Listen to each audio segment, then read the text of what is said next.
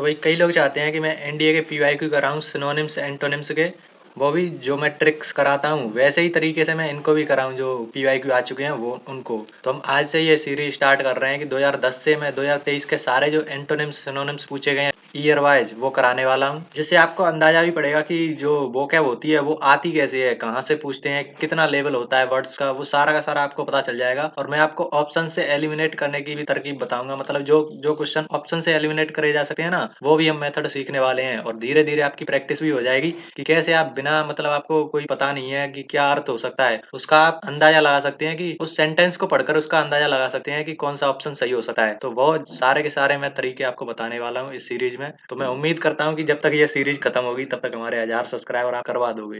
तो कंटेंट कैसा मिलने वाला है वो आपको आज पता चल जाएगा। तो चलो आज की शुरू करते हैं। आज हम 2023 का जो सेकंड पेपर था ना, सितंबर में पूछा गया था, उसके सारे सिनोनिम्स को हम करने वाले हैं ट्रिक्स के साथ। और हो सका तो मैं इस वीडियो में ही एंटोनिम्स भी करा दूंगा या फिर अगली वीडियो में करा दूंगा। तो चलो देखते हैं 10 सिनोनिम्स आए थे उनको देखते हैं। तो पहला सिनोनिम्स है 21वां क्वेश्चन है, मतलब तो इसमें सेंटेंस के रूप में आपको दे रखा होगा। तो जो क्वेश्चन अगर आपको नहीं बनते हैं ना, ऐसे कुछ तो क्वेश्चन आपको डायरेक्टली आ रहे होंगे, कुछ नहीं आ रहे होंगे, तो हम उसका सेंस पता करेंगे सेंटेंस के माध्यम से। तो आप उस क्वेश्चन को आसानी से कर सकते हैं। टिक को मत देखना, उससे कोई फायदा नहीं होने वाला, क्योंकि मैं आपको सारे के सारे ऑप्शन एक्सप्लेन करूंगा डिटेल में। तो पहला है कैप्चियस। अब उसको पढ़ो सेंटेंस को, आपको कुछ नहीं पता कि ये क्या है, मतलब पहली बार पढ़ रहे हो ना, उस तरीके से पढ़ेंगे हम। तो वो बोल रहा है ही इज ऑलवेज कैप्सियस। अब आपको कोई मतलब पता नहीं चल रहा है कि वो कैसा है, बस इतना पता चल रहा है कि उसकी कोई क्वालिटी बता रहे हैं कि ही इज ऑलवेज कैप्सियस। जैसे हम बोलते हैं ना ही इज ऑलवेज क्यूरियस, तो ऐसे मतलब उसका कुछ बता रहे हैं कि उसकी क्वालिटी बता रहे हैं उस पर्सन की, ऐसे आपको पता चलेगा। अब ऑप्शन देखो, वरीड, देखो ये भी मैंने बोला था ना कि कोई क्वालिटी बता रहा होगा, तो वो चिंतित है, वह हमेशा चिंतित रहता है, ऐसा कुछ बता रहा है। पैशनेट है, फॉल्ट फाइंडिंग है, जोवियल है।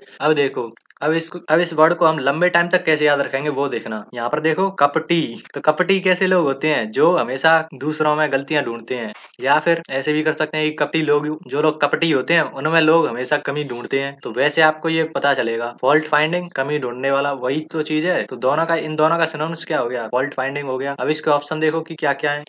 यहाँ पर देखो वरेड, वरेड तो आप सबको पता होगा, सबको पता होगा कि चिंतित होता है, वरेड का मतलब चिंतित होना। पैशनेट, सबको पता है कि पैशन कोई जज्बा, जज्बा के लिए आता है।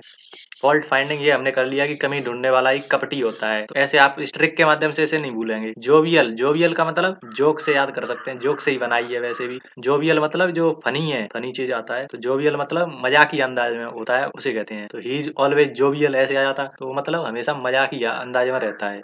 तो ऐसे देख लो, हमने पूरे क्वेश्चन की एक डिटेल एनालिसिस कराया है कि कैसे हम इस वर्ड को लंबे टाइम तक याद रख सकते हैं, सारे के सारे ऑप्शन देखे, और सेंटेंस को पढ़ के कैसे हम उसका सेंस पता लगा सकते हैं, वो सारी चीजें हमने देखी। अब यही चीज हम सभी वर्ड में करने वाले हैं। आप देख सकते हैं 2010 से लेकर 2023 तक पता नहीं कितने क्वेश्चन आए होंगे, मतलब हर बार 10 तो सिनोनिम्स आते ही आते हैं, और 10 एंटोनिम्स, इस बार 5 आए थे, लेकिन वो पैटर्न चेंज करा था इसलिए। लेकिन आप देखो सारे के सारे वर्ड को हम इसी प्रकार करने वाले हैं डिटेल में। अगला देखो असर्टेन, सबसे पहले तो इसी को देखो, अंडरलाइन वाले को। अगर आपको डायरेक्ट आ रहा हो तो लगा देना, नहीं आ रहा हो तब आप जाना सेंटेंस पर। सेंटेंस क्या है, हमें कुछ नहीं पता कि क्या है इसका मतलब। Geomorphologists ascertain several wonderful facts about our earth. तो यहाँ पर देखो असर्टेन, अब इसको आप जल्दी से जल्दी भूल जाओगे, लेकिन इस ट्रिक के बाद नहीं भूलोगे कि असर्टेन, सर्टेन से आपको पता चल रहा होगा कि कोई चीज सर्टेन है, मतलब निश्चित है, तो वो फिक्स है। ऐसे ही तो होता है कि हमने निश्चित कर दिया, सर्टेन है चीज।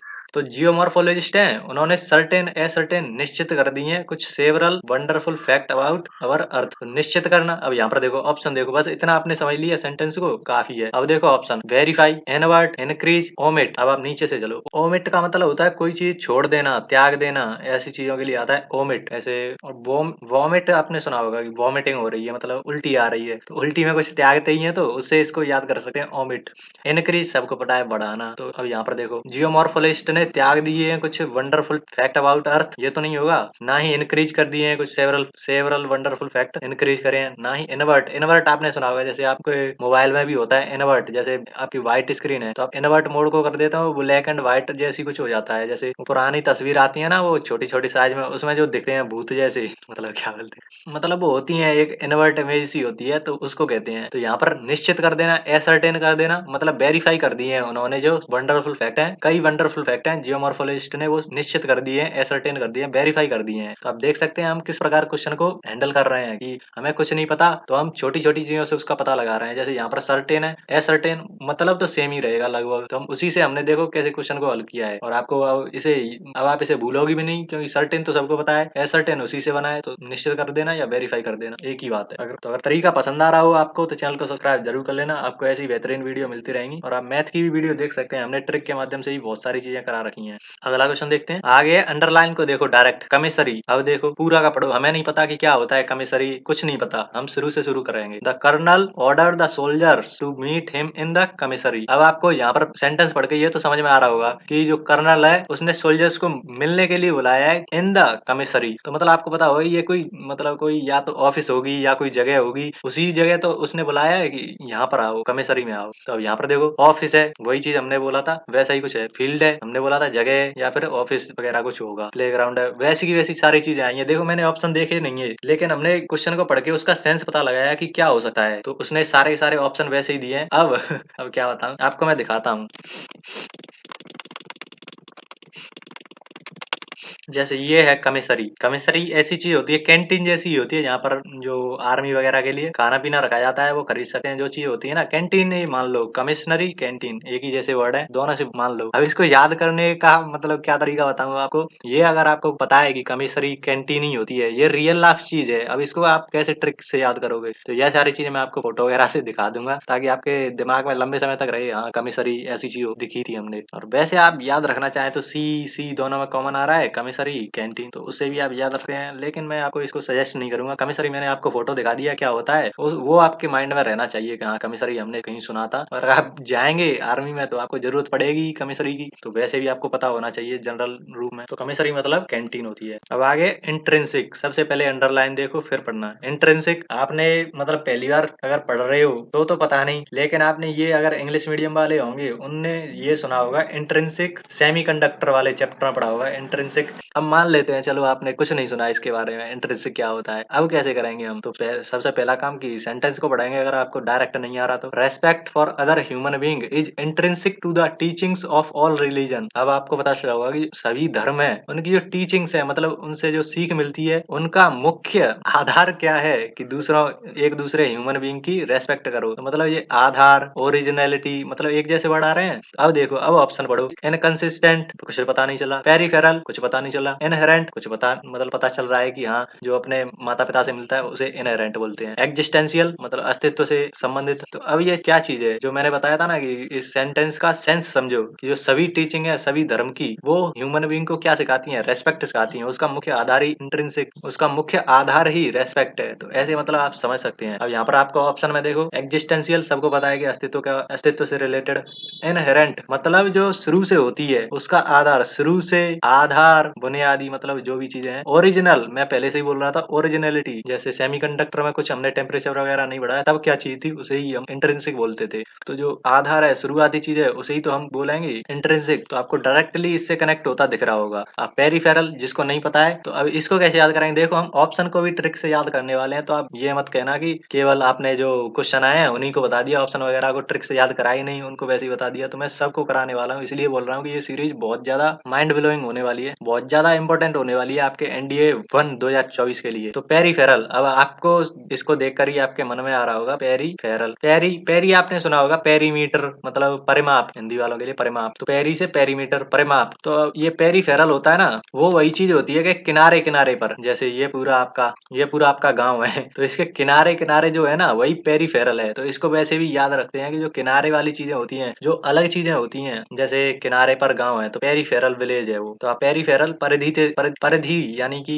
पेरीमीटर से आप इसे याद कर सकते हैं। तो देखो ये ऑप्शन भी याद हो गया। लेकिन इंट्रिंसिक को आप भूल जाओ ना, उसके लिए मैं आपको बता देता हूँ। Intrinsic I an inherent, intrinsic inherent दोनों सेम जैसे वर्ड स्टार्ट हो रहे हैं, सेम वर्ड से स्टार्ट हो रहे हैं, तो ऐसे ही भी आप इसे रिलेट कर सकते हैं। सबसे बड़ी चीज होती है वोकैबुलरी में याद करने के लिए, जल्दी याद करने के लिए और लंबे टाइम याद रखने के लिए, कि आप उसे कैसे भी करके रिलेट कर लें कि कैसे हम इसे लंबे टाइम तक याद रख सकते हैं। अगला देखते हैं। जिस क्वेश्चन पर भी आपको पसंद आ जाए वीडियो उस पर लाइक कर देना।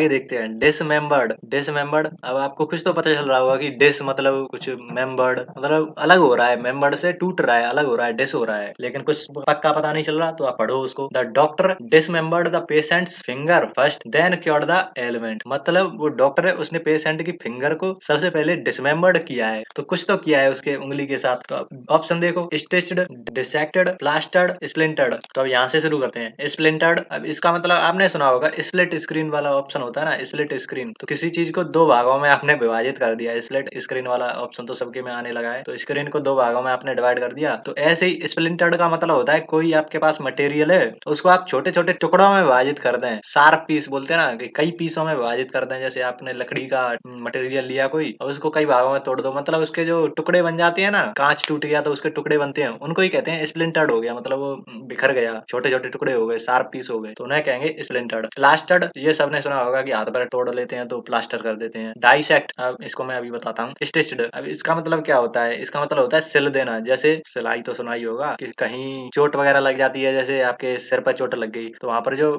स्किन होती है उसको वो टाँके लगाते हैं ना, टाँके लगा देते हैं सुई सुई जैसी से, तो उसे ही बोलते हैं स्टिच्ड कर देना। तो उसने फिंगर को सबसे पहले तो स्टिच्ड करेगा। डिसमेम्बर्ड, डिसमेम्बर्ड का मतलब आपने सुना होगा सिलने से तो नहीं होगा क्योंकि वो जोड़ रहा है, डिसमेम्बर्ड मतलब तोड़ने से ही होगा। तो स्प्लिट, तो स्प्लिंटर्ड तो छोटे छोटे टुकड़ों में थोड़ी ना काटेगा फिंगर को, प्लास्टर नहीं कर रहा है, जोड़ने का तो कोई मतलब ही नहीं हो रहा क्योंकि तोड़ने की बात हो रही है, ना ही सिलाई का होगा क्योंकि सिलाई पर भी जोड़ने की बात कर रहे हैं। डाइसेक्ट का मतलब होता है कोई चीर फाड़ करना। तो डॉक्टर क्या करता है, चीर फाड़ करता है पहले उंगली की, मतलब उसको थोड़ा कट वगैरह लगाता है तभी तो उसका क्योर करेगा। तो डाइसेक्ट इसका सही ऑप्शन हो जाएगा। कई लोग स्प्लिंटर्ड मार आते हैं ऑप्शन, क्योंकि उसमें उन्होंने दिख जाता है कि दो भागों में तोड़ रहा है, तो वो वाली चीज नहीं होती है, वो टुकड़ों में बांटने की कहता है, टुकड़ों में। अब डाइसेक्ट, जैसे आपने बाइसेक्ट सुना होगा, एंगल बाइसेक्टर मतलब दो भागों में विभाजित करता है। तो देखो कितना गहराई से हम सारे के सारे वर्ड को याद कर रहे हैं, ऑप्शन को भी याद कर रहे हैं, कि वो भी कहीं अगर आपने पूछ ली भविष्य में तो वो भी आप कर सकते हैं। तो भैया अब तो लाइक कर दो, कमेंट में जरूर बता देना कि आपको अगर सही सच्ची में पसंद आ भी रही है या नहीं, ताकि हम इसे आगे चालू रखें सारी की सारी सीरीज को। अब ये वाला करते हैं, वर्रस, हमें नहीं पता कि क्या होता है, हम सेंटेंस पढ़ेंगे उसका सेंस समझेंगे कि कुछ तो पल्ले पड़ जाए। तो he completed the various task with relative ease, मतलब उसने कोई टास्क है वो थोड़ी रिलेटिव ईज के साथ किया है, मतलब कि पहले से ज्यादा आसानी से कर लिया है। रिलेटिव ईज का मतलब पहले से ज्यादा आसानी से कर लिया। ऑप्शन देखो स्मूथ, स्मूथ का मतलब आप सबको बताओगे, मतलब स्मूथली कर लिया, आसानी से कर लिया। कॉम्प्लेक्स मतलब कठिन चीज, जटिल चीज वो होती है। रिस्की,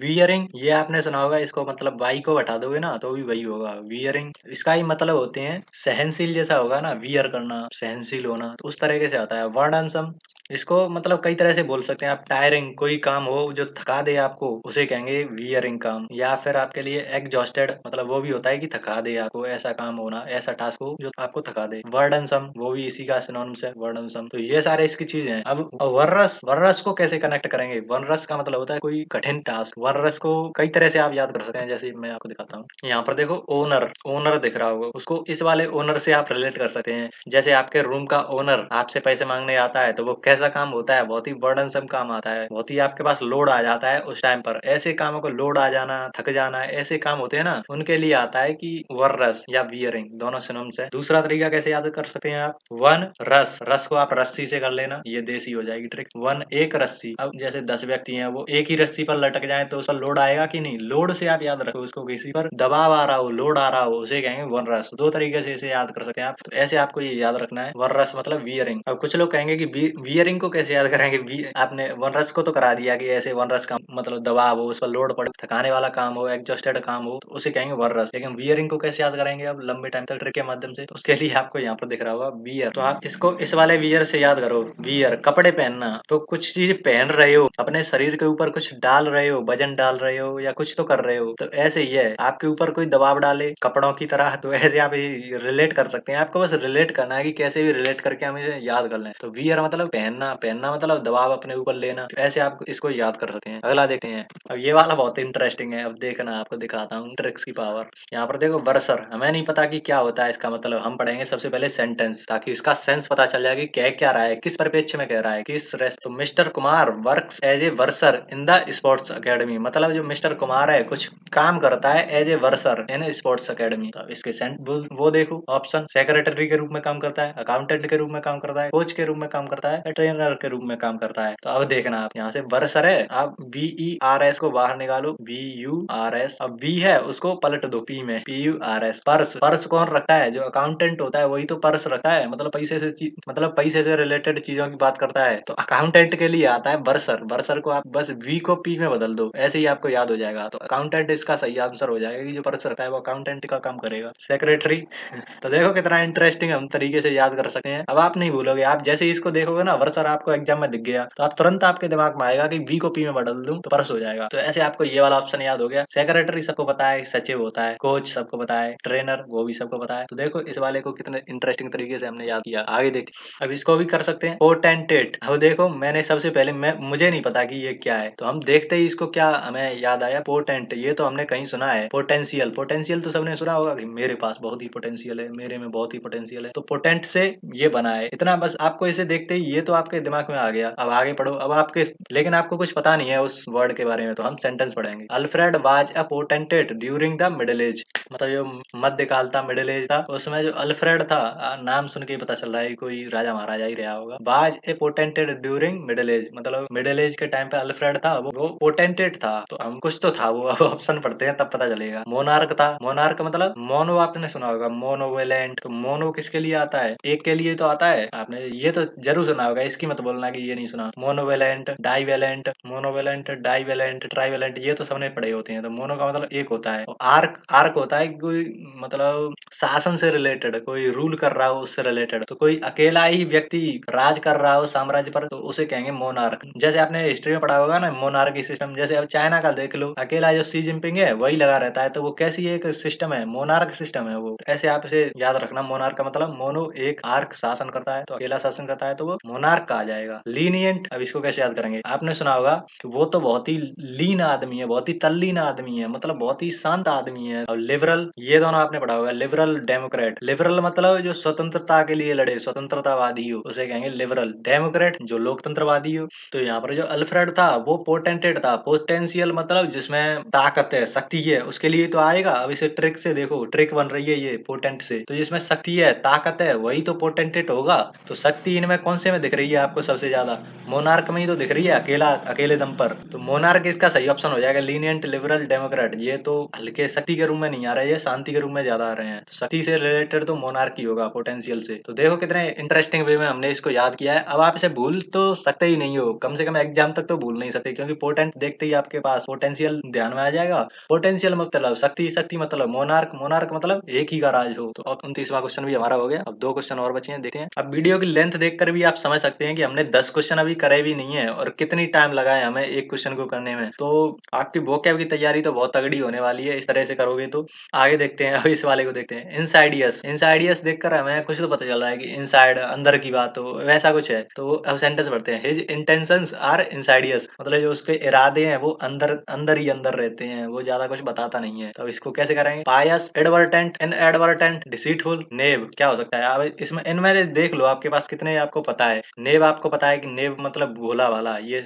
अरे तू तो बहुत नेव है, भोला है, वैसे ऐसे करते हैं ना, नेव। नेव ये तो सबको पता ही होगा कि नेव मतलब भोला वाला, जो शरीफ है उसे कहेंगे नेव। अब डिसीटफुल, डिसीट धोखा, धोखा देने वाला, तो उसके जो इरादे हैं वो धोखेबाज हैं धोखे से भरे हुए हैं। एडवर्टेंट हमें नहीं पता। पायस, पायस आपने पढ़ा होगा, जो क्या कहते हैं उसको, अमृत बहुत ही पायस है। पायस मतलब पवित्र, पायस पवित्र, एक जैसे हिंदी और इंग्लिश दोनों एक जैसे लग रहे हैं ना, पवित्र पायस, पवित्र पायस, ऐसे आपको ये याद होगा। तो देखो 3 आपको आपको अर्थ पता है, एक का नहीं पता है। अब यही आपके सामने दिक्कत दे रहा होगा कि कहीं ये तो नहीं निकल जाएगा, तो वो ना निकले इसके लिए हम अब से ट्रिक लगाते हैं कि हम इसे कैसे याद करेंगे।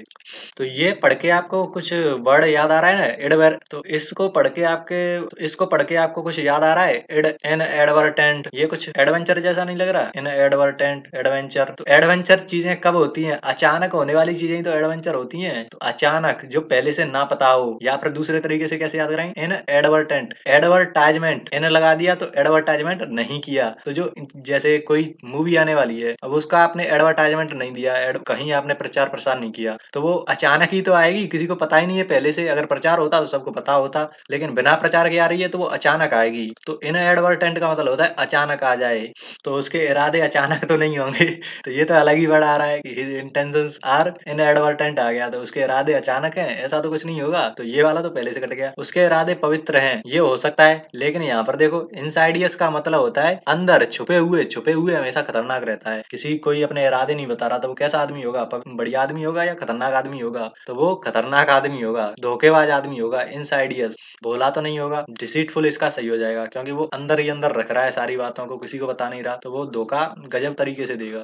तो डिसीटेबल इसका सही आंसर हो गया। अब लास्ट है आज का सिनोनिम्स। अब देखते हैं, अगर वीडियो की लेंथ बड़ी नहीं हुई तो हम एंटोनिम्स आज ही कर देंगे, नहीं तो दूसरी वीडियो बना देंगे। आई इंडोलेंस, अब इसको अब बताता हूँ आपको। ये वीडियो आपने देखी होगी हमारे चैनल पर।